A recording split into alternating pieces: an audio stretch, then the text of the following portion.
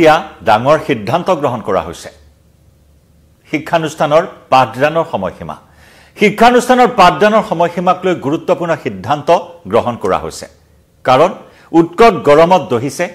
এতিয়া সকলোৱে উৎকট গৰমৰ বাবে বিশেষকৈ ছাত্ৰ-ছাত্ৰীসকল কণ ছাত্ৰ-ছাত্ৰীসকলে বিদ্যালয়লৈ যোৱাৰ ক্ষেত্ৰত পাঠদান কৰাৰ ক্ষেত্ৰত পাঠ গ্ৰহণ কৰাৰ ক্ষেত্ৰত সকলো সমস্যাৰ সন্মুখীন হৈছে আৰু যাৰ পৰিপ্ৰেক্ষিতত এনেকুৱা এটা সিদ্ধান্ত গ্ৰহণ কৰা হৈছে যে অহা 2 এপ্ৰিলৰ পৰা পাঠদানৰ সময়সীমাৰ হালসলনি ঘটোৱা হ'ব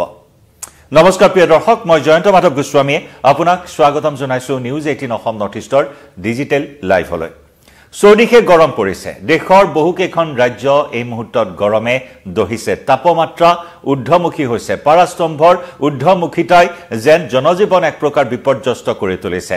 বাহিৰলৈ যাবলৈ নোৱাৰা কিছু অৱস্থাৰ সৃষ্টি হৈছে দেশৰ কেইবাখনো ৰাজ্যত যদি আমি অসমৰ কথা কওঁ অসমৰ ক্ষেত্ৰতো লাহে লাহে গৰম নামি আহিছে গৰমৰ বাবে বাহিৰলৈ ওলাব নোৱাৰা এটা পৰিবেশ লাহে লাহে আৰম্ভ হৈছে অসমৰ ক্ষেত্ৰত গুৱাহাটীৰ ক্ষেত্ৰত সূৰ্য দেৱতাই খাও ৰূপ ধাৰণ কৰিছে ইতিমধ্যে প্ৰখৰ ৰ'দ ওলাই যাব নোৱাৰা পৰিবেশ এনেকুৱা ধৰণৰ এটা পৰিস্থিতি তাতে আকৌ প্ৰদূষণৰ প্ৰকোপ প্ৰদূষণৰ মাত্ৰা ক্ৰমাৎ বৃদ্ধি পাইছে এফালে উৎকট গৰম আৰু আনফালে প্ৰদূষণৰ প্ৰকোপে এক প্ৰকাৰ জনজীৱন যেন দুৰ্বিষহ কৰি তুলিছে আৰু এই ক্ষেত্ৰত দেশৰ কেইবাখনো ৰাজ্যত এতিয়া গৰমৰ প্ৰকোপ বৃদ্ধি পোৱাৰ পৰিপ্ৰেক্ষিতত এতিয়া সকলো চিন্তিত হৈ পৰিছে ইতিমধ্যে বিভিন্ন ধৰণৰ গৱেষণা বিভিন্ন ধৰণৰ অধ্যয়ন চলি আছে জলবায়ুৰ পৰিৱৰ্তন অস্বাভাৱিক জলবায়ুৰ পৰিৱৰ্তনে সকলোকে কিছু সংকিত কৰি তুলিছে হঠাৎ জলবায়ুৰ পৰিৱৰ্তন আমি যদি অসমৰ প্ৰেক্ষাপটলৈ আহো অসমৰ প্ৰেক্ষাপটত আমাৰ সকলোৰে মনত আছে যেন গৰমৰ বিভীষিকাময় এটা পৰিস্থিতি আমি সন্মুখীন হৈছো 2024 বৰ্ষৰ ছেপ্টেম্বৰ মাহত 2024 বৰ্ষৰ ছেপ্টেম্বৰ মাহত গৰমে অভিলেখ সৃষ্টি কৰিছিল সৰ্বকালৰ অভিলেখ ভংগ কৰিছিল ছেপ্টেম্বৰ মাহত এনেকুৱা গৰমৰ অভিজ্ঞতা কোনেও কাহানিও লাভ কৰা নাছিল যি 2024 বৰ্ষৰ ছেপ্টেম্বৰ মাহত মানুহে সেই গৰমৰ সাক্ষী হৈছে 40 ডিগ্ৰী 42 ডিগ্ৰী 44 ডিগ্ৰী পৰ্যন্ত অসমত তাপমাত্ৰা পাৰাস্তম্ভই চুইছিলে গৈ গতিকে এনেকুৱা ধৰণৰ এটা পৰিস্থিতি সেই সময়ছোৱাটো বিদ্যালয়ৰ পাঠদানৰ সময়সীমা সলনি কৰা হৈছিল একেদৰে যদি চোৱা হয় অসমত 2-3 বাৰকৈ বিদ্যালয় পাঠদান সলনি কৰা আমি দেখিবলৈ পাওঁ উৎকট গৰমৰ পৰিপ্ৰেক্ষিতত ঠিক তেনেদৰে উৎকট গৰমে আমি ইতিমধ্যে উল্লেখ কৰিছো দেশৰ বহুকেইখন ৰাজ্যত এই মুহূৰ্তত উৎকট গৰমে দহিছে যাৰ বাবে জনজীৱনৰ ওপৰত প্ৰভাৱ পেলাইছে এই উৎকট গৰমে ঠায়ে বৰষুণ কিন্তু ঠায়ে বৰষুণৰ অভাৱ অতি অভাৱনীয়ভাৱে বৰষুণৰ পৰিমাণ কমিছে আমি যদি গুৱাহাটীৰ কথা কওঁ গুৱাহাটীৰ ক্ষেত্ৰতো বৰষুণৰ পৰিমাণ যথেষ্ট পৰিমাণে হ্ৰাস পাইছে আৰু শেহতীয়াকৈ যি এটা সমীক্ষা আছিল এই সমীক্ষাই সকলোকে আসলতে সংকিত কৰি তুলিছে যে গুৱাহাটীৰ পাৰ্শ্বৱৰ্তী বৰ্ণিহাট দেশৰ ভিতৰতে আটাইতকৈ প্ৰদূষিত চহৰ তালিকাৰ শীৰ্ষত বৰ্ণিহাটৰ নাম এই ক্ষেত্ৰত প্ৰশাসনৰ তৰফৰ পৰা কিছু অসম প্ৰশাসনৰ তৰফৰ পৰাও কিছু সতৰ্কতামূলক ব্যৱস্থা গ্ৰহণ কৰাৰ খবৰ আমি লাভ কৰিছিলো সেই বাতৰি আমি সম্প্ৰচাৰ কৰিছো বৰ্ণিহাটৰ যিসমূহ কল কাৰখানা উদ্যোগ কাৰখানা আছে সেই সমূহক বিহিত ব্যৱস্থা গ্ৰহণ কৰিবলৈ ইতিমধ্যে নিৰ্দেশনা জাৰি কৰা হৈছে প্ৰদূষণৰ প্ৰকোপ গুৱাহাটীতো অতি ভয়াবহ ৰূপত বৃদ্ধি পাইছে একিউআই দিনক দিনে বৃদ্ধি পাইছে একিউআই চূড়ান্তভাৱে অৱনমিত হোৱা পৰিলক্ষিত হৈছে যি নেকি জনস্বাস্থ্যৰ প্ৰতি ভাবুকি কঢ়িয়াই অনা পৰিলক্ষিত হৈছে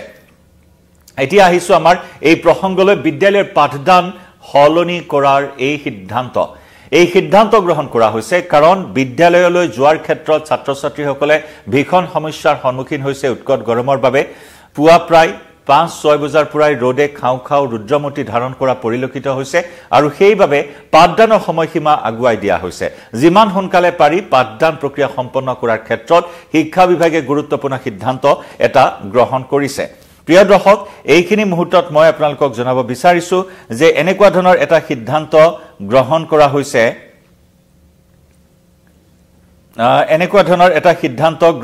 হৈছে উৰিষ্যা চৰকাৰে এই সিদ্ধান্ত গ্ৰহণ কৰিছে য'ত নেকি পুৱা 7 বজাৰ পৰা 9 বজাৰ ভিতৰত পাঠদান প্ৰক্ৰিয়া সম্পন্ন কৰিবৰ বাবে এটা নিৰ্দেশনা জাৰি কৰা হৈছে 2 এপ্ৰিলৰ পৰা এই নিৰ্দেশনা কাৰ্যকৰী কৰাৰ ক্ষেত্ৰত এই সিদ্ধান্ত গ্ৰহণ কৰিছে উৰিষ্যা চৰকাৰৰ শিক্ষা বিভাগে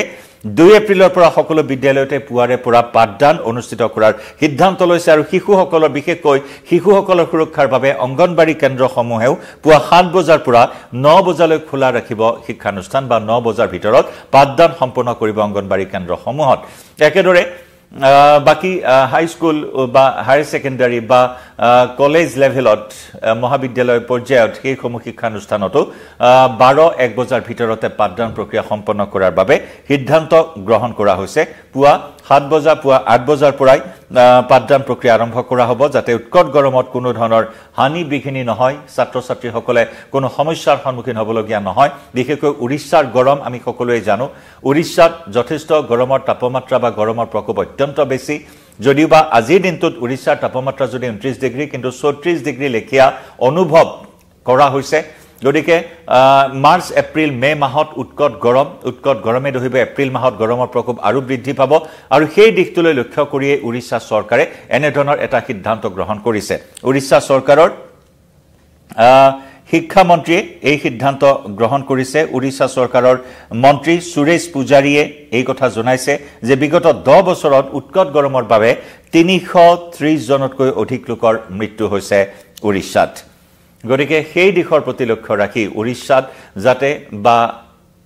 উৰিষ্যাৰ বিভিন্ন জিলাসমূহত যাতে উৎকট গৰমৰ বাবে কোনো ধৰণৰ হানি বিঘিনি নহয় শিক্ষানুষ্ঠানসমূহত ছাত্ৰ ছাত্ৰীসকলৰ ক্ষেত্ৰত তাৰ বাবে এনেকুৱা ধৰণৰ এটা সিদ্ধান্ত কাৰ্যকৰী কৰাৰ ক্ষেত্ৰত আগবাঢ়িছে অহা 2 এপ্ৰিলৰ পৰা